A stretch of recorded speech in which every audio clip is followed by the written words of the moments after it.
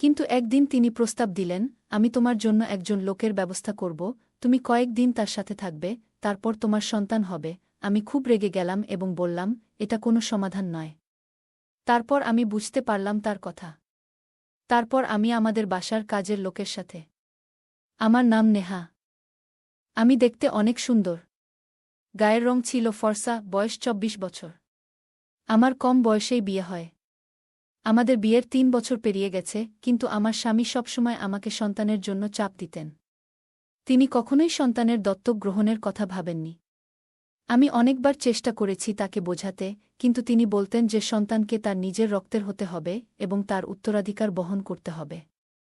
আমি তার কথার গুরুত্ব বুঝতে পারতাম, কিন্তু আমার মন ভীষণ কষ্টে ছিল। তাই আমি বিভিন্ন জায়গায় গিয়েছিলাম এবং ধর্মগুরুদের কাছে প্রার্থনা করেছিলাম। আমি বাচ্চার জন্যে অনেক প্রচেষ্টা করেছি এবং অনেক অর্থ ব্যয় করেছি যাতে ঈশ্বর আমার জীবনে সুখের আলো দান করে। তবে যখনই আমি আমার স্বামীকে মেডিকেল চেকআপের জন্য বলতাম, তিনি জোর দিয়ে বলতেন যে সমস্যা আমার মধ্যে এবং আমি মা হতে পারব না।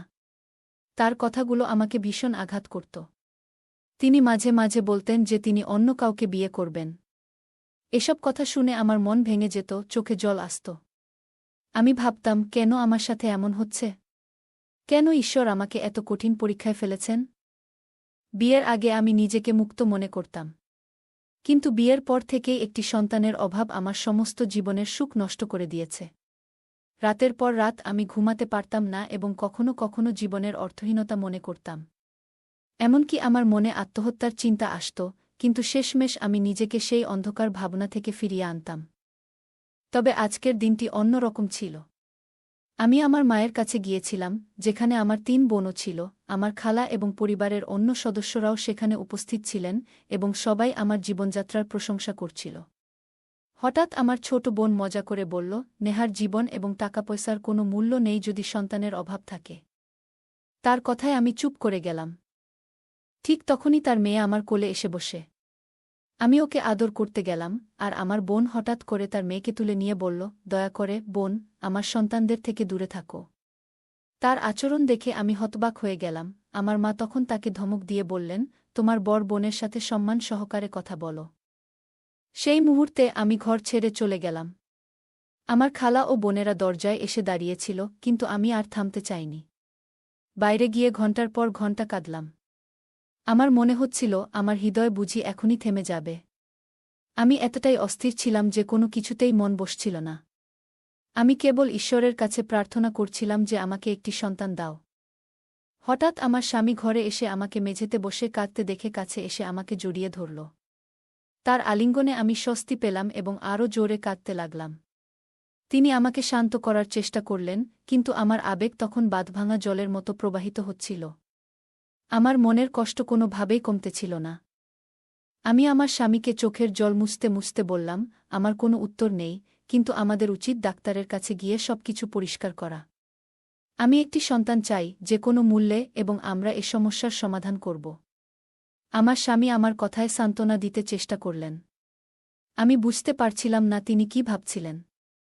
কিন্তু কিছুক্ষণ পর তিনি উঠে দাঁড়ালেন এবং বললেন, চলো হাসপাতালে যাই। আমরা হাসপাতালে পৌঁছানোর পর ডাক্তারের কাছে বসলাম। আমার মনে তখন একটাই প্রার্থনা, যেন ডাক্তার আমাদের জন্য কোনো সুখবর আনেন। কিছুক্ষণ অপেক্ষার পর ডাক্তার আমাদের কিছু পরীক্ষার পর বাইরে যেতে বললেন। আমি এবং আমার স্বামী ওয়েটিং রুমে বসে থাকলাম।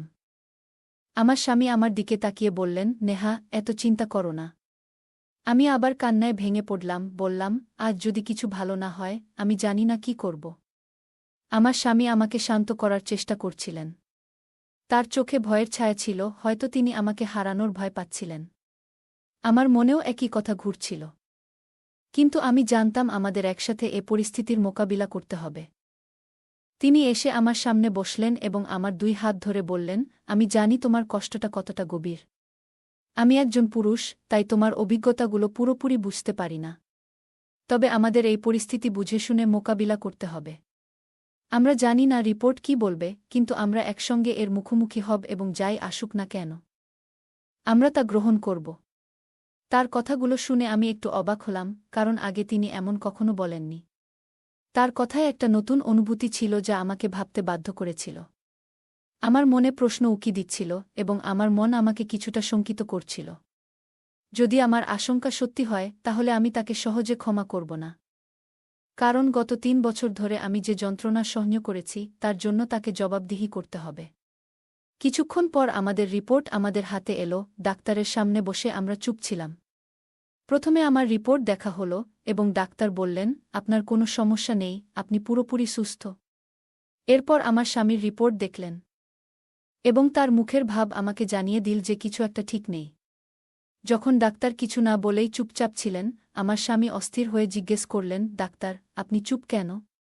ডাক্তার আমাদের দিকে তাকিয়ে বললেন, প্রায়শই মানুষ ভাবে যে সন্তান না হওয়ার সমস্যা শুধুই নারীর। এটা ঠিক নয়। নেহা পুরোপুরি সুস্থ, কিন্তু আপনার স্বামীর কিছু সমস্যা আছে যা তাকে বাবা হতে বাধা দিচ্ছে। এই কথা শুনে আমার স্বামী রেগে উঠে দাঁড়ালেন এবং চেয়ারে ধাক্কা দিয়ে বললেন, এইসব বাজে কথা বলা বন্ধ করুন। এরপর তিনি তৎক্ষণাৎ বেরিয়ে গেলেন। তিনি উত্তেজিত হয়ে বললেন, আমি এই হাসপাতাল বন্ধ করে দেব। আপনি একজন অদক্ষ ডাক্তার। তার কথাগুলো ছিল রাগে ভরা। আমার স্বামীর এমন আচরণ দেখে হাসপাতাল কর্তৃপক্ষ নিরাপত্তা কর্মীদের ডাকলেন এবং আমাদের দুজনকেই বের করে দিলেন। বাইরে এসে আমি দেখলাম আমার স্বামীর অবস্থা ভালো নয়। তাকে শান্ত রাখার চেষ্টা করেও সে বাড়িতে গিয়ে আমাকে বিছানা ছুঁড়ে ফেলল। তার অস্থিরতা দেখে আমি হতবাক হয়ে গেলাম। আমি জানতাম যদি তার শারীরিক কোনো সমস্যা হয় আমরা চিকিৎসা পেতে পারি। আমি তার পাশে বসলাম, তার গালে হাত রেখে বললাম, শ্রাবণ, আমি জানি তুমি কঠিন সময়ের মধ্যে দিয়ে যাচ্ছ। এটা সহজ নয়, কিন্তু আমরা একসাথে এর সমাধান করব। চিন্তা করো না। এটা আমাদের ব্যক্তিগত ব্যাপার। আমি তার কাঁধে হাত রেখে তাকে সান্ত্বনা দিলাম, চিকিৎসার মাধ্যমে আমরা সব ঠিক করে ফেলব। ঠিক তখনই সে আমাকে ধাক্কা দিয়ে বলল, তুমি আমার সমস্যার কথা ভেবে আমার উপর দয়া করো না। আমি চাই না আমার মধ্যে কোনো ত্রুটি থাকুক। রাগে সে বাড়ি থেকে বেরিয়ে গেল। আর আমি হতবাক হয়ে ভাবছিলাম, কি ঘটছে? আমার জীবনের সমস্যা কিছুটা কমলেও স্বামীর এমন আচরণ আমাকে কষ্ট দিল। তার প্রতি উদাসীনতা এবং অবিশ্বাস আমাকে বিষণ্ণ করছিল। আমি বিশ্বাস করতে পারছিলাম না যে আমরা এমন পরিস্থিতিতে আছি। আমি ভাবছিলাম, কেন আমার স্বামী আমার সঙ্গে এমন আচরণ করছে? আমি তার পাশে থাকতে চেয়েছিলাম, কিন্তু তার আচরণ আমাকে কষ্ট দিয়েছে। আমার মনে হলো, যদি আমার দিক থেকে কোনো সমস্যা হতো তাহলে হয়তো সে মেনে নিত, কারণ তার জন্য দ্বিতীয় বিয়ের সম্ভাবনা সবসময় ছিল। তবে তার সমস্যাগুলো সামনে এলে সে যেন সবকিছু ওলটপাল্ট করে ফেল। আমি জানি আমার পরীক্ষার ফলাফল খারাপ হলে সে আমাকে আরও কষ্ট দিত। কিন্তু এখন সে নিজে দোষ স্বীকার করতে পারছিল না। রাত গভীর হয়ে এলো। আমি বুঝলাম আমার স্বামী মাঝরাতের আগে ফিরবে না, তাই নিজেকে আর কষ্ট দিতে চাইনি। শান্তভাবে শুয়ে পড়লাম। রাত প্রায় শেষ প্রান্তে পৌঁছেছিল। হঠাৎ সে ফিরে এলো এবং আমার পাশে এসে শুয়ে পড়ল। আমি তার কাছে গেলাম এবং তাকে সান্ত্বনা দিতে চাইলাম। সে ধীরে ধীরে আমার কাছ থেকে দূরে সরে যেতে শুরু করেছিল, কিন্তু আমি তাকে শান্তভাবে বললাম, আমি তোমাকে বিশ্বাস করি। হয়তো ডাক্তার ভুল করছে। আমার স্বামী তখন আমার পাশে এসে বসেছিল এবং আমাদের মধ্যে সম্পর্কের স্বাভাবিক হতে থাকল। পরের দিন আমাদের জন্য আনন্দময় ছিল। সকালে ঘুম থেকে উঠেও আমি তার ভালোবাসা অনুভব করছিলাম। আমি বুঝতে পারলাম আমার কিছু ভুল ছিল না এবং সেই স্বস্তি আমার মুখে হাসি এনে দিয়েছিল। কিন্তু আমার স্বামী নানাভাবে আমাদের সম্পর্কের বিষয়ে চিন্তিত ছিল। আমার স্বামী বলছিলেন যে তার চিকিৎসা দরকার, কিন্তু তিনি এ নিয়ে মানহানির ভয়ে পদক্ষেপ নিতে চাননি। এদিকে আমি কথা বলা বন্ধ করে দিয়েছি। একদিন আমরা নাস্তা করতে বসেছিলাম, তখন আমার স্বামী হঠাৎ বলে উঠল, তুমি আমার জন্য অনেক মূল্যবান। আমার জন্য উত্তরাধিকার খুবই গুরুত্বপূর্ণ। তার কথায় আমি স্তম্ভিত হয়ে গেলাম। তিনি আরও বলেন, আমি যা বলছি তা বোঝার চেষ্টা করো। আমার মনে হল তিনি হয়তো সন্তান নেওয়ার কথা ভাবছেন। কিন্তু আমি তার কথা পুরোপুরি বুঝতে পারছিলাম না। আমি তাকে জিজ্ঞেস করলাম, তুমি কি বলতে চাইছ? সে বলল, আমাদের জন্য একজন উত্তরাধিকারী দরকার, কিন্তু আমি চাই না বাইরে থেকে কোনো সন্তান আনতে। আমার পরিবারের লোকেরা বলবে এটা আমার উত্তরাধিকার নয়। আমার এত বিশাল সম্পত্তি অন্য মানুষ ভোগ করতে পারে না। তাই আমাদের নিজের সন্তান চাই। আমার স্বামী বুঝতে পারছিলেন না যে আমি কষ্টে আছি। তিনি প্রস্তাব দিলেন, আমি তোমার জন্য একজন লোকের ব্যবস্থা করব, তুমি কয়েক মাস তার সাথে থাকবে, তারপর তোমার সন্তান হবে। আমি খুব রেগে গেলাম এবং বললাম, এটা কোনো সমাধান নয়। আমি এটা করতে পারি না। তার কথায় আমি কষ্ট পেলাম এবং বাইরে চলে গেলাম, কারণ আমি ওরকম মেয়ে ছিলাম না। আমি ভেবেছিলাম কিভাবে সে এমন প্রস্তাব দিতে পারে। সারাটা দিন এভাবেই কাটিয়ে দিলাম তার কথাগুলো ভাবতে ভাবতে। অবশেষে তার কথা আমার কাছে কিছুটা যুক্তিসঙ্গত মনে হতে লাগল। হয়তো দত্তক নেওয়া ঠিক হবে না। আমাদের বাড়ির কর্মচারী, যার বয়স ৫০, তাকে সবসময় ২৫ বা ৩০ বছরের মতো দেখায়। এ নিয়ে আমার মনে অদ্ভুত চিন্তা আসতে থাকে।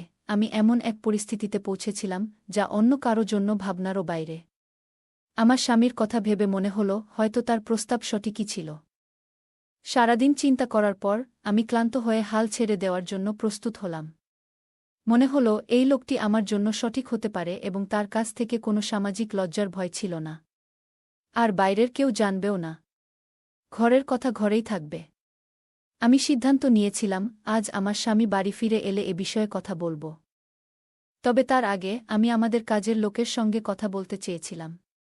তাই কিছু চিন্তা করে আমি রান্নাঘরে গেলাম, যাতে সে টের না পায়। আমি রান্নাঘরে ঢুকে হঠাৎ তার সামনে হাজির হলে সে খুবই অবাক হয়ে গেল। আমি মুচকি হেসে তার সামনে দাঁড়ালাম। সে কিছুটা অস্বস্তি অনুভব করলে আমি তাকে শান্ত করার জন্য তার হাত ধরে জিজ্ঞেস করলাম, আপনার স্ত্রী কেমন আছেন? সে জবাব দিল, ম্যাডাম, আমার স্ত্রী মাত্র ১ মাস আগে মারা গেছেন। তার কথা শুনে আমি ভেতরে ভেতরে হাসলাম। আমি জানতাম সে এই কাজ করবে। আমি তাকে সরাসরি আমার প্রস্তাব জানালাম। সে প্রথমে আপত্তি করলেও আমি অর্থের লোভ দেখালে সে একটু ভাবতে চাইল। হয়তো সে আশা করেনি এত তাড়াতাড়ি এ বিষয়ে কথা হবে। অবশেষে সে বুঝতে পারল যে পরিবারে এই বিষয়গুলো গোপন রাখা সম্ভব। তাই সে কিছু না বলে চুপচাপ থাকল। পরের দিন আমার ৫০ বছর বয়সী কাজের লোক যখন আমাকে তার সম্মতি দিলেন, তখন আমি অবাক হলাম। আমি জানতাম এই সিদ্ধান্তটা দ্রুত নিতে হবে, তাই নিজেকে প্রস্তুত করেছিলাম। আমার স্বামী যখন জানলেন, তিনি বেশ অবাক হলেও সবকিছু দ্রুত বুঝে নিলেন। সেই রাতে কাজের লোকের সঙ্গে সময় কাটানোর সময় আমি অনুভব করলাম সে তার বয়সের তুলনায় অনেক তরুণ মনে হচ্ছে। সে অনেকক্ষণ আমার সাথে কাটাল এবং আমি অনেকটা ক্লান্ত ছিলাম। তারপর আমি আমার রুমে চলে যাই। সকালে ঘুম থেকে উঠেই আমি আমার স্বামীর সঙ্গে নাস্তা করলাম। এভাবেই পরপর ২ দিন কাজের লোকের সাথে সময় কাটাতে থাকি। ৩ দিন পর আমার গৃহকর্মী বাড়ি ফিরলেন না, যা আমাকে চিন্তায় ফেলে দিল। কিছুদিনের মধ্যেই আমি লক্ষ্য করলাম শরীরে কিছু অদ্ভুত পরিবর্তন ঘটছে, যা আমাকে ভাবনায় ফেলে দিল। ২ সপ্তাহ পর স্বামী স্ত্রী দুজনেই উদ্বিগ্ন হয়ে চিকিৎসকের কাছে গেলাম। পরীক্ষা করে জানা গেল যে আমার স্বাস্থ্যের অবনতি ঘটেছে। কোনো এক বিশেষ রোগ আক্রমণ করেছে। মনে হল যেন নিজের হাতে নিজের জীবন অন্ধকারাচ্ছন্ন করে ফেলেছি। এই খবর শুনে আমার স্বামীও দুশ্চিন্তায় পড়লেন এবং তিনিও পরীক্ষা করালেন। আমরা দুজনেই কঠিন পরিস্থিতির মুখোমুখি হয়েছিলাম। আমার সাথে থাকার কারণে তারও একই রোগ ধরা পড়েছে, যেটা আমাদের কাজের লোকের কাছ থেকে এসেছে। সে গরিব, তাই হতো জানত না যে এই রোগ তার শরীরে ছিল। পরে কিছু দিন পর শুনলাম যে কাজের লোকটি নাকি মারা গেছে। আমরা বুঝতে পেরেছিলাম যে আমাদের ভুলের জন্য শাস্তি পেয়েছি। আমি নিজেকে বললাম, শুধু একটি সন্তানের জন্য আমি ভুল পথে পা বাড়িয়েছি। আগেই অনেক ভালো ছিলাম আমরা নিজেদের ভুলের জন্য বড় শাস্তি পেয়েছি। এখন আমাদের এমন অবস্থা যে কেউই আমাদের দেখতে আসে না। প্রতিদিন আমি প্রার্থনা করি যেন এই দুঃখের অবসান ঘটুক। আমার স্বামীও একই কষ্টে ভুগছেন এবং আমরা এই পৃথিবীতে নিজেদের ভুলের শাস্তি পাচ্ছি। আমার স্বামী এখন আফসোস করেন যে তিনি যদি সময়মতো কাজের লোকের স্বাস্থ্যটা আগে পরীক্ষা করাতেন, তাহলে আমাদের এই দুর্ভোগ পোহাতে হতো না। আমরা যে সিদ্ধান্ত নিয়েছিলাম তার জন্য আমাদের আর কোনো দায় নিতে হতো না। গল্পটা কেমন লাগলো জানাতে ভুলবে না। আরও মজার মজার রোমান্টিক গল্প শুনতে চাইলে ভিডিওটি লাইক, শেয়ার এবং চ্যানেলটি সাবস্ক্রাইব করতে এবং বেল আইকনটি ক্লিক করতে ভুলবে না। ধন্যবাদ।